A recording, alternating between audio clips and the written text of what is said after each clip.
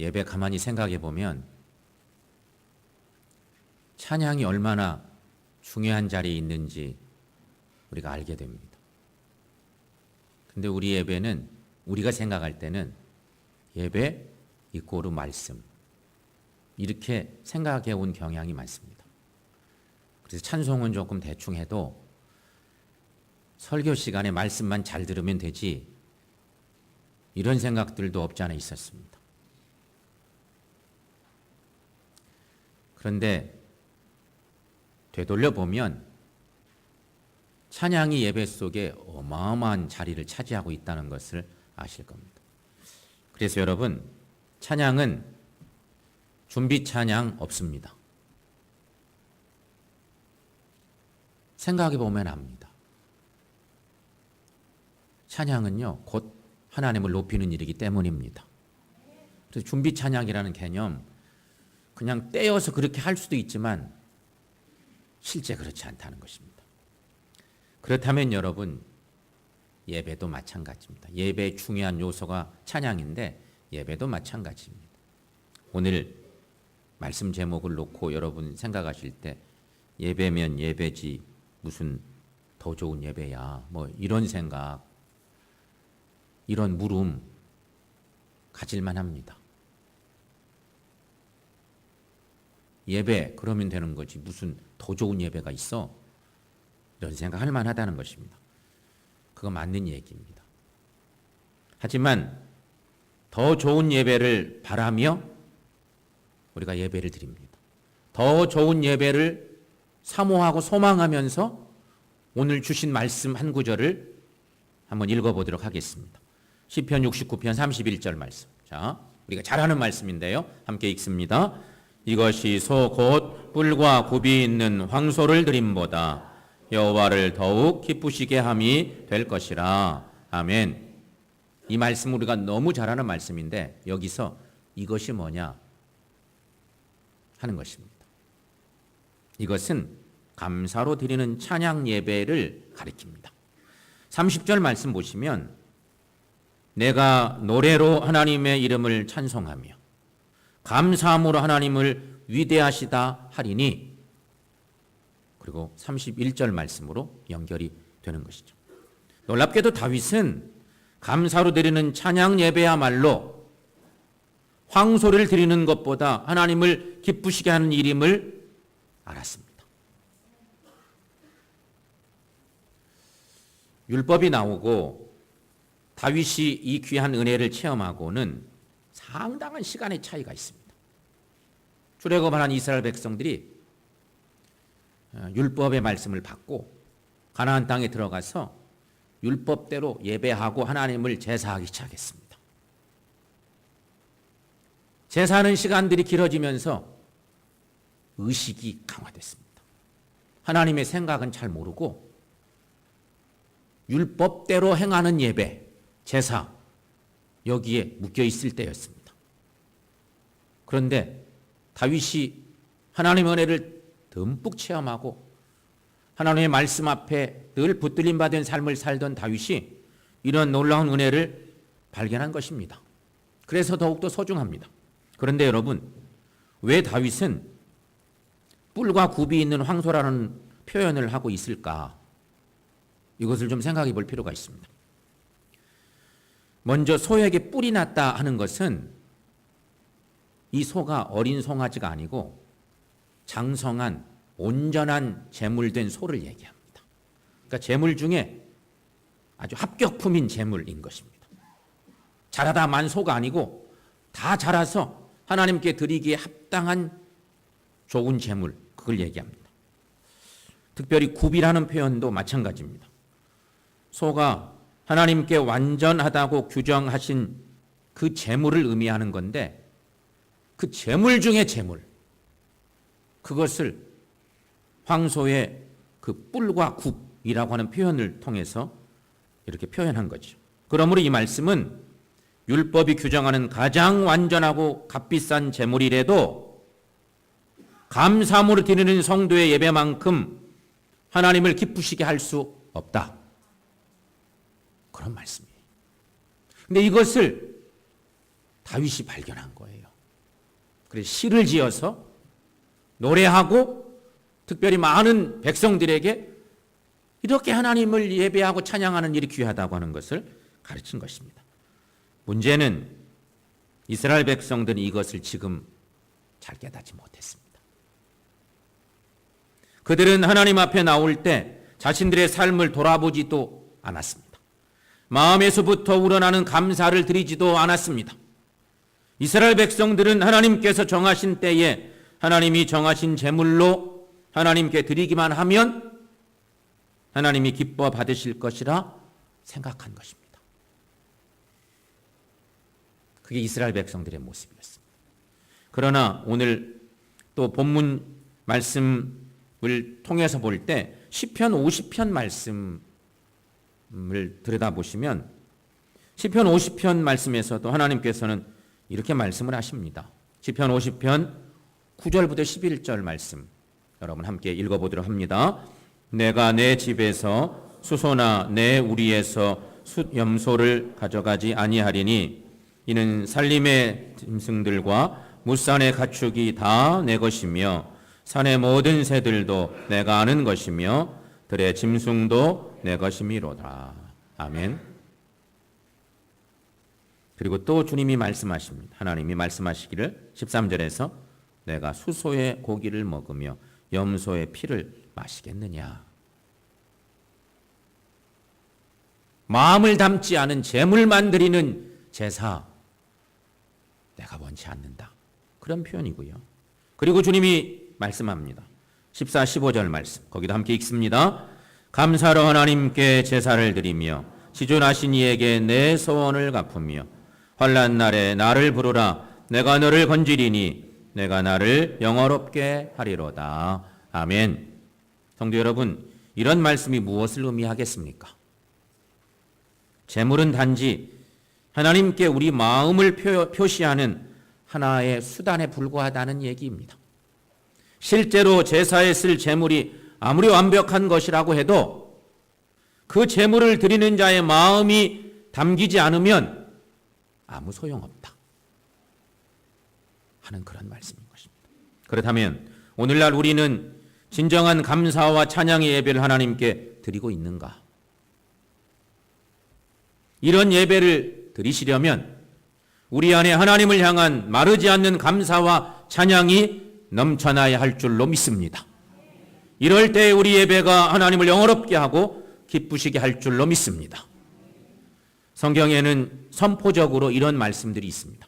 시편 102편 100편 2절 말씀에 보니까 기쁨으로 여호와를 섬기며 노래하면서 그의 앞에 나아갈지어다. 이게 진정한 예배자라는 것이죠. 요한복음 4장 24절 말씀도 있습니다. 하나님은 영이시니 예배하는 자가 영과 진리로 예배할지니라. 여러분, 바로 이런 예배를 더 좋은 예배라고 표현할 수 있습니다. 더 좋은 예배를 드리는 우리 교회 될 수 있기를 축원합니다. 따라서 이 시간에는 더 좋은 예배를 위한 우리가 잘 알지만 습관에 배어 있는데 너무 습관에 배어 있어서 나도 모르게 하나님의 영광 가리기 쉬운 예배에 타성에 젖어서 그런 예배를 점검해 보는 우리의 예배 모든 순서 예배자로 참여하는 나의 모습 이런 것을 점검해 보려고 합니다. 하나는 모든 성도가 기본적으로 알아야 될 것들입니다. 이미 3주 동안 예배에 대한 말씀을 나누면서 조금씩 여러분들에게 전한 내용들도 겹치기도 하는데 모든 성도가 기본적으로 알아야 할 것, 예배자로서 여러분 예배는 적어도 하루 전쯤에는 준비해야 됩니다. 하는 것입니다. 하루 전쯤에는 준비해야 돼요. 이 예배가 하나님이 주인이시고 특별하게 주님께 드려지는 예배이기 때문에 준비가 필요합니다. 하루 전쯤에 준비하는 여러분이라면 주일 예배 절대 늦지 않을 수 있습니다. 예배 늦지 말아야 돼요. 그게 우리에게 습관이 돼야 돼요. 또한 예배를 드릴 때 좋은 옷 입고 오십시오.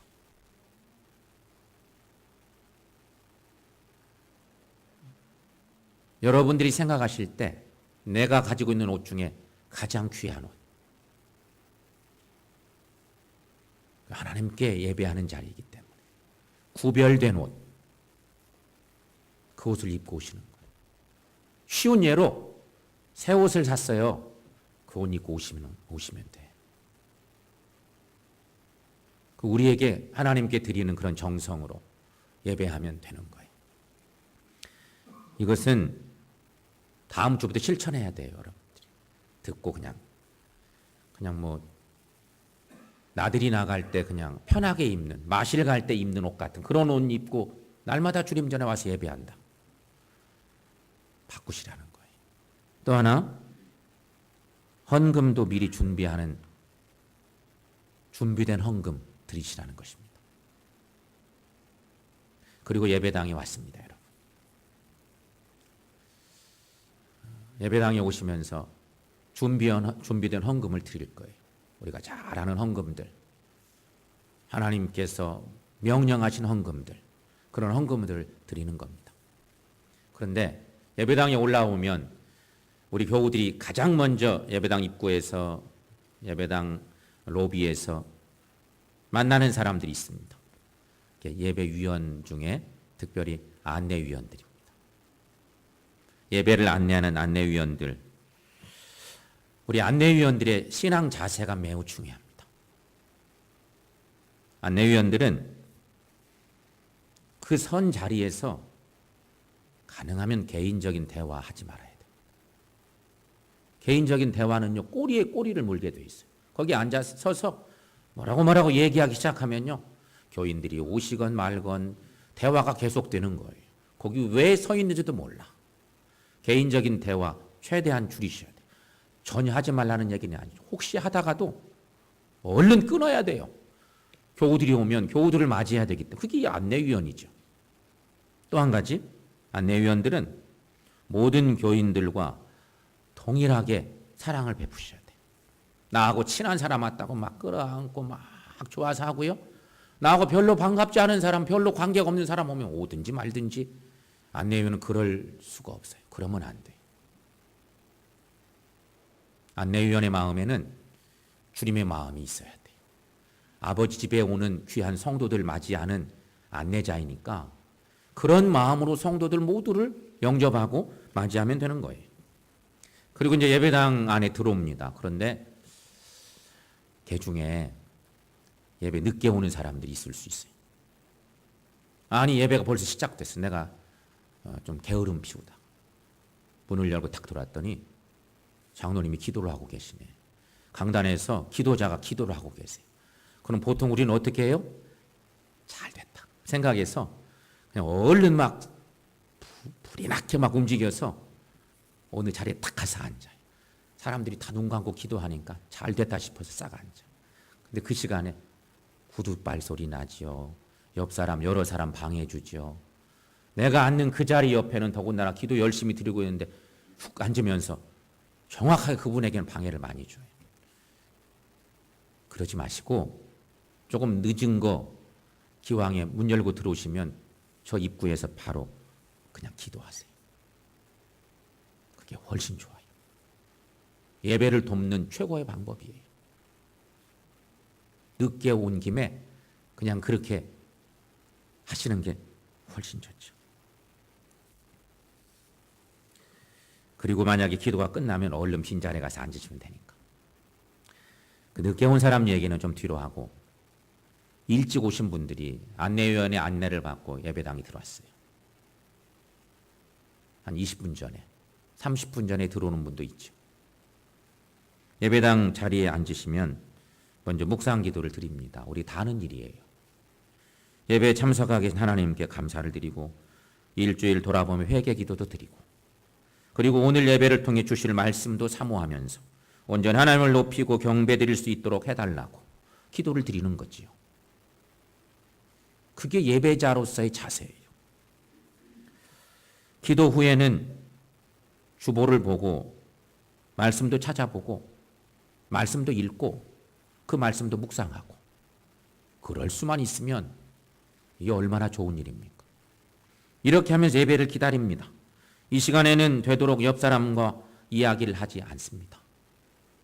여러분, 이곳은요 예배의 자리지 친교의 자리가 아니에요. 와서 막 이러면서 막 인사하고 다니고 전혀 그럴 필요가 없어요. 잔잔한 음악이 흘러나오니까 와서 그렇게 기도하는 거예요. 묵상하는 거예요. 예배를 기다리는 거예요. 오직 몸과 마음을 다해서 묵상하는 거죠. 그러므로 예배 전에 가능하면 차 마시는 것이나 대화하는 것도 피하시는 게 더 좋아요. 예배가 시작됩니다. 순서에 따라서 마음을 다하는 예배를 드립니다. 찬양을 힘있게 온 마음을 다해서 온 정성을 다해서 하나님께 드리는 것입니다. 내 목청을 다해서 힘있게 찬양하는 거죠. 찬양이 예배 속에 얼마나 많습니까? 예배의 중심 속에 찬양이 깊이 들어와 있습니다. 이유는 하나님을 높이는 일로서는 최고예요. 예배가 하나님을 높이는 일 아닙니까? 찬양은 곧 예배이기도 해요. 그러니 찬양 속에서 우리가 하나님을 높이고 은혜 받아야 되죠. 설교 시간에는 말씀에 집중하며 듣는 것입니다. 설교를 오늘 이 시대에 하나님께서 나와 우리 교회 공동체 주신 말씀으로 듣는 것입니다. 그게 설교예요. 예배는 마지막 시간까지 참여하는 것입니다. 예배는 거의 대부분 우리가 하나님께 드리는 것이에요. 따라서 정성스럽게 찬양하고 기도하고 하나님을 높이면 되는 것입니다. 예배 시간에 하나님께로부터 오는 것은 딱 두 가지입니다. 그게 뭐겠어요? 말씀과 축도입니다. 설교와 축도만이 하나님께로 오는 것으로 나머지는 다 하나님께 올려드리는 것입니다.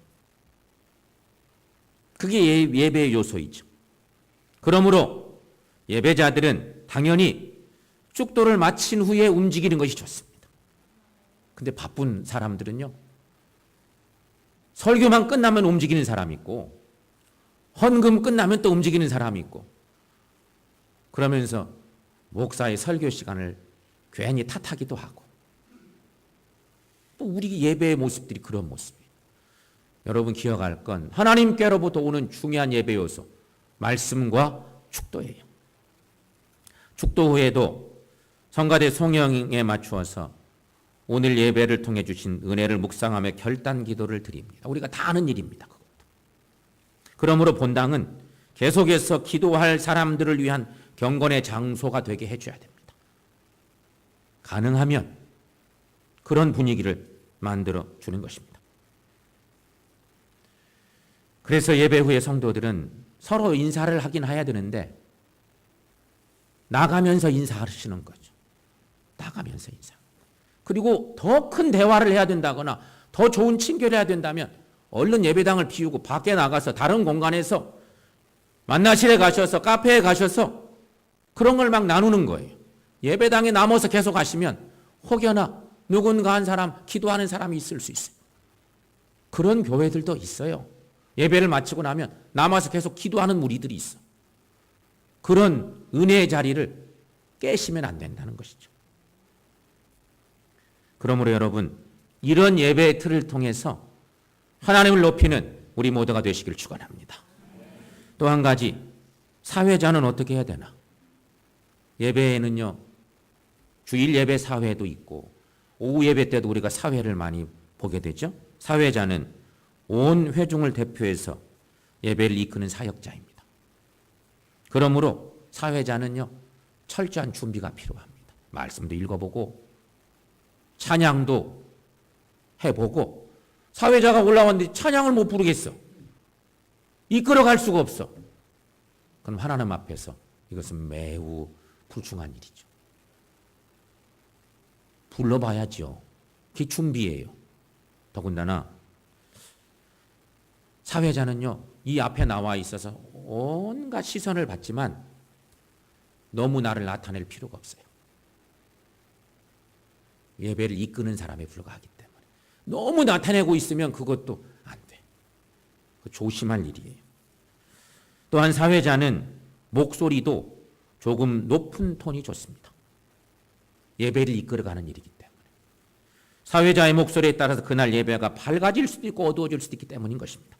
특별히 주일 낮 예배를 놓고 본다면 사도신경을 암송하는 일, 교동문을 읽는 일, 또 말씀을 봉독하는 일, 조금 높은 톤으로 읽어가는 거죠. 훨씬 더 좋은 일입니다. 사회자는 예배를 이끄는 사역자라 그랬습니다. 그러므로 사회자는 찬양할 때에는 더욱 마음과 정성을 담아 최선을 다해 찬양하고 온 성도들이 함께 예배로 나갈 수 있도록 내가 최선을 다해 이끌어가는 그게 사회자인 것입니다. 대표기도 어떻게 해야 되나? 세 번째 대표기도는요. 대표기도자는 거룩한 예배의 온 회중을 대표하는 기도하는 사람입니다. 그러므로 기도자는 한 주간 동안 성결한 삶을 살면서 말씀을 묵상하며 준비하는 것입니다. 내가 할 수 있는 최선을 다해 준비하는 거죠. 내가 기도인 것조차 잊어버리고 한 주간 지내다가 불쑥 올라오면 나도 당황스럽고 하나님 앞에 너무 죄송하고 일주일간 준비한다면 얼마나 은혜스럽겠습니까? 기도자는 교인들을 대표하는 사람이기 때문에 너무 사사로운 감정에 빠지지도 말고 온 교회와 교우들의 관심을 기도에 담아 하나님께 드리면 됩니다. 혹여나 너무 사사로운 감정에 빠질 수 있겠다 싶으면 기도문을 쓰십시오. 정성스럽게 기도하면서 일주일 내내 기도문을 쓰셔도 좋습니다. 그 기도문을 가지고 하나님께 기도드리면 되는 것입니다. 예배 중에 대표 기도는 개인 기도와 다릅니다. 그러므로 시간도 좀 조절해 줄 필요가 있습니다. 한 3분 정도 그 속에 온갖 기도의 내용들을 담아내는 것입니다. 예배의 기도는 하나님을 높이며 영광을 돌려드리는 향과 같은 것이 되어야 됩니다. 계시록 5장 8절 말씀에 이런 말씀이 있습니다. 함께 읽습니다.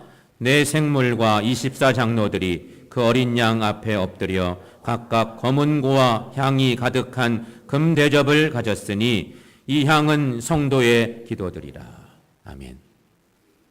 대표 기도에 포함되어야 할 내용들도 한번 살펴봅시다. 기도하는 여러분들 다 잘하고 계신데 대표 기도는요, 하나님을 찬양하는 일로 시작합니다. 하나님을 부르면서 하나님을 찬양합니다. 회개의 기도를 드립니다. 구원해 주심에 감사를 드립니다. 오늘 주실 말씀 축복에 대해서 기도합니다. 그리고 온 교회 성도들의 헌신도 결단합니다. 그리고 하나님께 영광을 돌립니다. 마지막에 예수님 이름으로 기도를 드리는 것입니다. 마지막 네 번째, 예배당을 거룩하게 사용하자 하는 것입니다.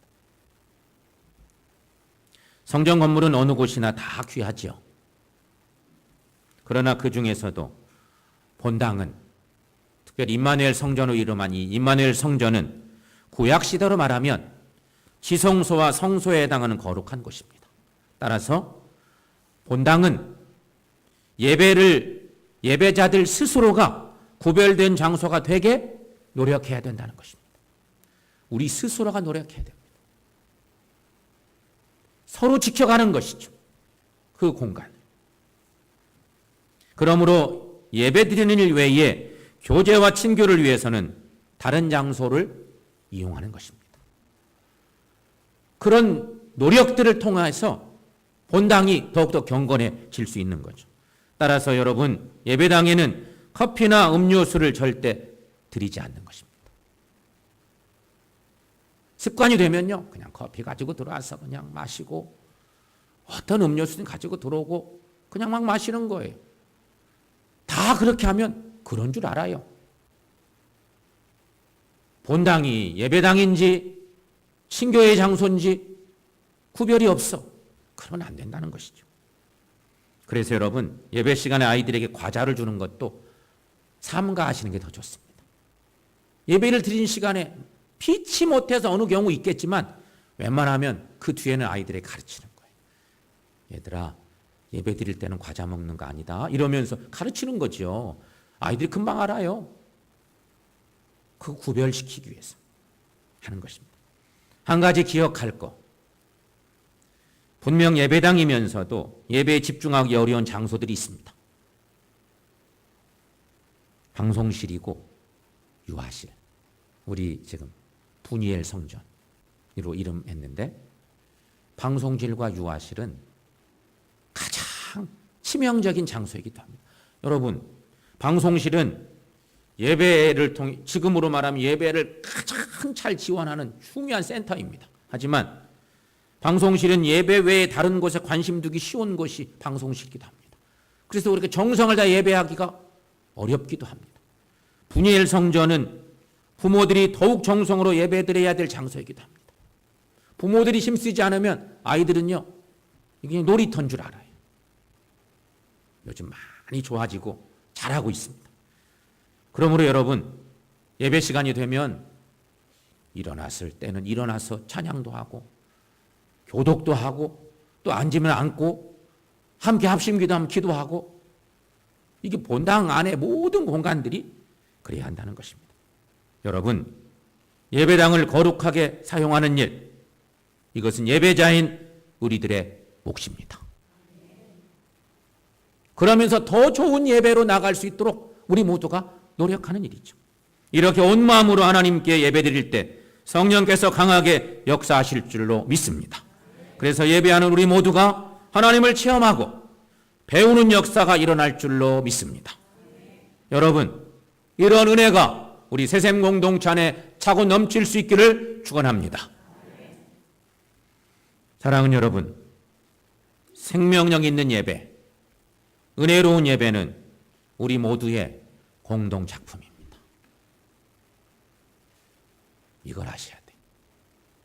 새샘 공동체원들 모두가 만드는 거룩한 예배, 살아 역사하는 예배, 하나님이 받으시기 합당한 예배, 이게 우리 모두의 공동 작품이라는 것입니다. 우리는 지금 더 좋은 예배를 소망하면서 말씀을 나누고 있습니다. 예배면 예배지 무슨 더 좋은 예배냐? 맞아요. 더 좋은 예배를 소망하면서 예배합니다. 그런데 오늘 우리에게 사도 바울은 일찍이 이런 유명한 권면의 말씀을 주신 바가 있습니다. 로마서 12장 1절 말씀입니다. 여러분 함께 읽습니다. 형제들아, 내가 하나님의 모든 자비하심으로 너희를 권하노니 너희 몸을 하나님이 기뻐하시는 거룩한 산 제물로 드리라. 이는 너희가 드릴 영적 예배니라. 아멘. 사랑하는 성도 여러분, 이제 하나님께 예배를 드릴 때마다 거룩한 산 제물이 되시기를 축원합니다. 이제 하나님께 예배를 드리실 때마다 온전한 예배 드려서 우리가 소망하기는 더 좋은 예배로 주님을 영화롭게 하고 기쁘시게 해서 예배하는 우리 모든 공동체원들이 성령의 은혜를 체험하고 하나님을 높이는 예배를 통해서 우리 믿음이 성장하고 교회를 더욱더 건강하게 세워나가는 우리 모두가 될 수 있기를 축원합니다.